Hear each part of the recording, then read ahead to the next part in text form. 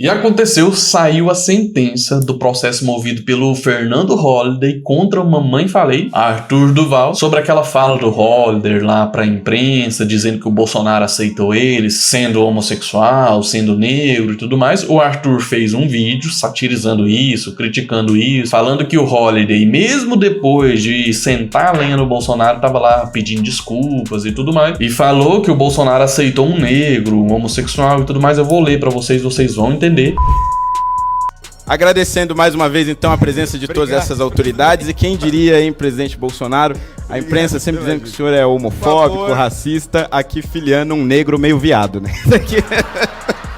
Mandar um abraço hétero pro Holliday aqui. E diante dessa sátira do Mamãe Falei, do Arthur, Holliday entrou com um processo contra o Arthur, pedindo uma indenização, pedindo a retirada do vídeo do ar e tudo mais. E saiu agora a decisão, saiu a sentença, e eu vou analisar essa sentença junto com vocês. Isso é muito importante para você entender principalmente aquilo que envolve ali a liberdade de expressão, a mitigação dos direitos da personalidade das pessoas públicas, que nós discutimos muito no caso do Wilker Leão já nesse canal, e para que você tenha uma noção de como que o Poder Judiciário encara todo esse caso, tá certo? Então, se você gosta desse tipo de conteúdo, é claro, deixa o seu like, se inscreva no canal e ative o sininho para você não perder nenhum conteúdo, porque toda semana eu trago conteúdo jurídico aqui para você. Agora, sem mais enrolação, vem cá para a tela do meu computador que eu quero te mostrar essa decisão na íntegra para você entender bem esse caso. E é claro, qualquer dúvida que você tiver, deixa aqui nos comentários. Aqui está a sentença, vamos lá, como de praxe. O processo tramitou aqui no Juizado Especial Civil. É óbvio, porque em caso de improcedência não tem o pagamento de custas processuais,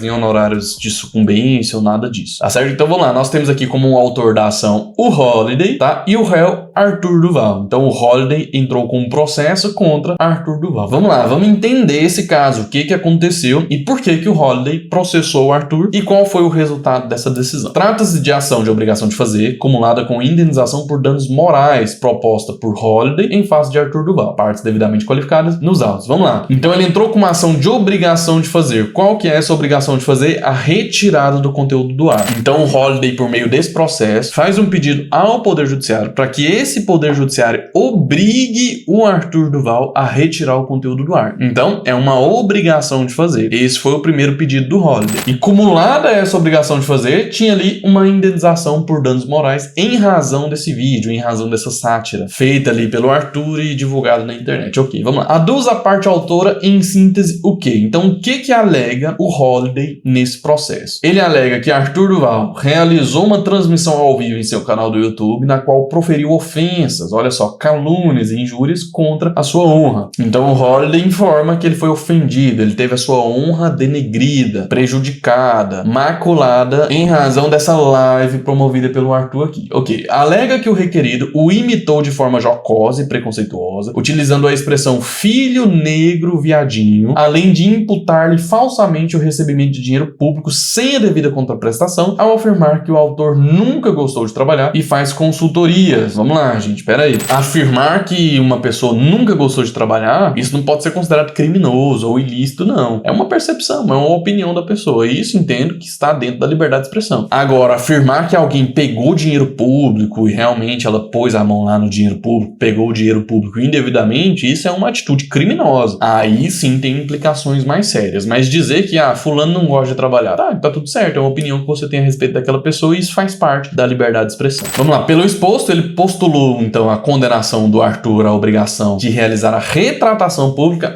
Então peraí, essa obrigação de fazer aqui não é retirar o vídeo do ar como eu imaginei. Essa obrigação de fazer seria a realização de uma retratação pública e ao pagamento de uma indenização por danos morais no valor de R$60.720. Então, não tem aqui um pedido de retirada do conteúdo do ar, não. Achei até esquisito isso, porque o que comumente acontece nesses casos é um pedido de obrigação de fazer para que o Poder Judiciário obrigue a parte que publicou a ofensa a retirar essa ofensa do ar para que ela não continue perpetrando essa ofensa na internet. Mas aqui o Holliday não fez esse pedido. A obrigação de fazer se trata de uma retratação pública, além dessa indenização no valor de R$60.000, que seria ali o teto do Juizado Especial Civil, tá? Então vamos lá. A parte requerida, no caso Arthur Duval, em contestação, suscita preliminares. Isso daqui é praxe de defesa, tá? Preliminar de inépcia da petição inicial e de falta de interesse de agir, isso daqui é comum em toda a defesa. No mérito, defende a ilicitude de sua conduta, afirmando que a expressão impugnada foi uma paráfrase satírica de uma declaração informação dada pelo próprio autor à imprensa, e que os comentários sobre o trabalho constituem mero juízo de valor, como eu falei para vocês, e crítica política à sua atuação parlamentar, ambos amparados pela liberdade de expressão, requerendo procedência total dos pedidos, o que a parte autora apresentou réplica, né, que é a impugnação à contestação. Uma peça também comum que faz parte do processo. Dispensado o relatório nos termos da regra clara do juizado especial civil, ok. Então o juiz colocou a fundamentação e a decisão tudo em um tópico só. Vamos lá. A questão jurídica versada, mesmo de direito de fato, acha-se suficientemente plasmada na documentação trazida pelas partes, não havendo, a toda evidência, a necessidade de realização de outras provas, além daquelas que já encartadas nos autos. O juiz ele está deixando claro o seguinte: olha, todas as provas que já foram apresentadas dentro desse processo são suficientes para a análise de mérito desse caso. Ou seja, eu não quero ouvir o depoimento das partes em uma audiência de instrução, eu não quero oitiva de testemunhos, eu não quero ouvir nada disso. Não há necessidade de mais produção de provas, uma vez que os documentos que já estão ali no processo são suficientes para análise de mérito. Então o juiz tem que deixar claro o seguinte: olha, eu já vou decidir de forma antecipada esse caso, e isso não se trata de um cerceamento de defesa ou qualquer barreira que impeça a parte de produzir uma prova ou outra, porque foi dada a oportunidade para que essas provas fossem produzidas dentro do processo. Então tá tudo certo. O juiz, nesse caso aqui, ele só quer evitar recursos com a tese de cerceamento de defesa. Basicamente é isso. Nessa perspectiva, está pacificado que, sendo o juiz o destinatário da prova, somente a ele cumpre aferir sobre a necessidade ou não de sua realização. Isso. Havendo nos autos elementos de prova documental suficiente para formar o convencimento do julgador, inocorre cerceamento de defesa se julgada antecipadamente a lide. Basicamente o que eu falei para vocês. O feito comporta, dessa forma, o julgamento antecipado, que foi o que aconteceu aqui. Ok, vamos lá. Considerando que o juiz, desde que possível, resolverá o mérito sempre que a decisão for favorável à parte a quem aproveitaria eventual pronunciamento sem solução do mérito, tenha por prejudicado o exame de eventuais preliminares suscitados em contestação, então o juiz não vai entrar nas preliminares, vai direto para o mérito nesse caso. Da análise dos autos, tenho que o pedido formulado pela parte autora, pelo Holliday, não prospera, ou seja, não há procedência para esses pedidos feitos pelo Holliday. Por quê? Vamos ver a fundamentação agora. Observe que a lide deve ser solucionada sob o prisma do Código Civil e da Constituição Federal, consistindo a controvérsia na ponderação entre a proteção dos direitos da personalidade de um lado, honra e imagem do autor, e o exercício do direito à liberdade de expressão e de crítica política por parte do réu.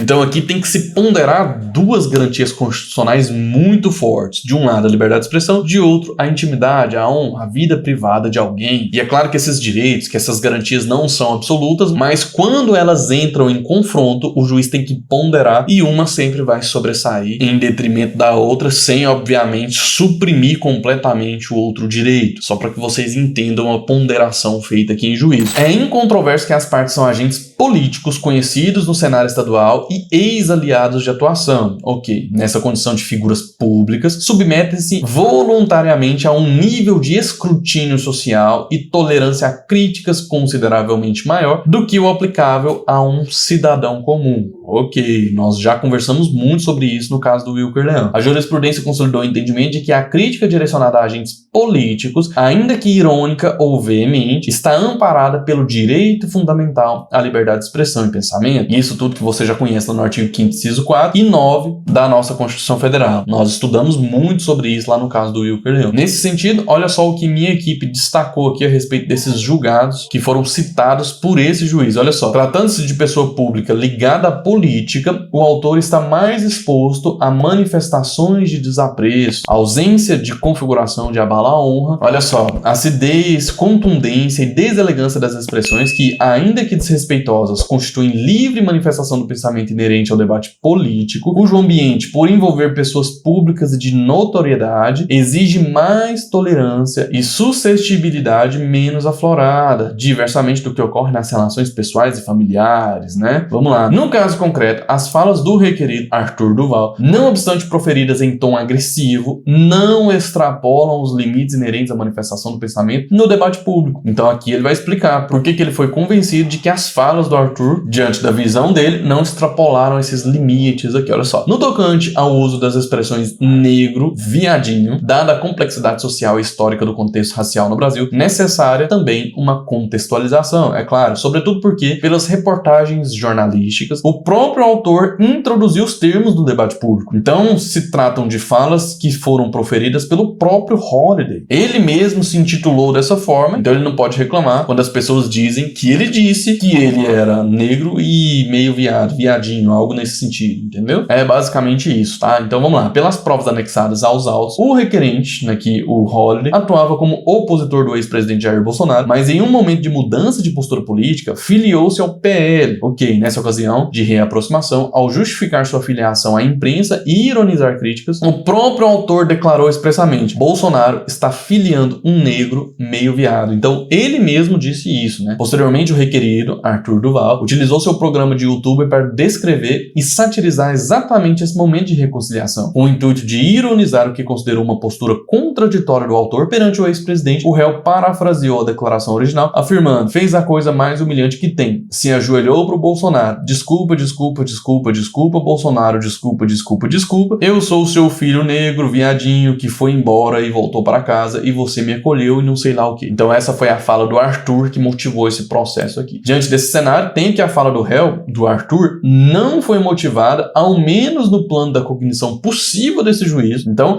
pelo que o juiz pode perceber, essa fala não foi motivada por ódio racial ou homofóbico direto, não teve ali o ânimos injuriante, mas sim por propósito satírico de escrachar a guinada política do requerente, do Holliday nesse caso. Então aqui o juiz entendeu que o Arthur não estava atacando ali a cor de pele do Holliday ou a sua opção sexual, nada disso. O juiz entendeu que o Arthur satirizou esse movimento político dele, essa escolha política dele. Dessa forma, tratando-se de paráfrase de expressão publicamente cunhada pelo próprio ofendido, pelo Holliday, e inserida no contexto do acirrado debate democrático entre figuras públicas, a conduta caracteriza sátira amparada pela liberdade de expressão, esvaziando a tese do ilícito civil indenizável. Então não se trata de ilícito civil nesse caso. De igual modo, a declaração de que o autor nunca gostou de trabalhar e a sugestão de que ele agora faz umas consultorias não configura calúnia, uma vez que não há imputação de um fato criminoso específico, determinado e sabidamente falso. Trata-se, na realidade, de um juízo de valor negativo sobre a conduta e o desempenho profissional do autor, o que, no ambiente do debate político partidário, caracteriza o livre embate de opiniões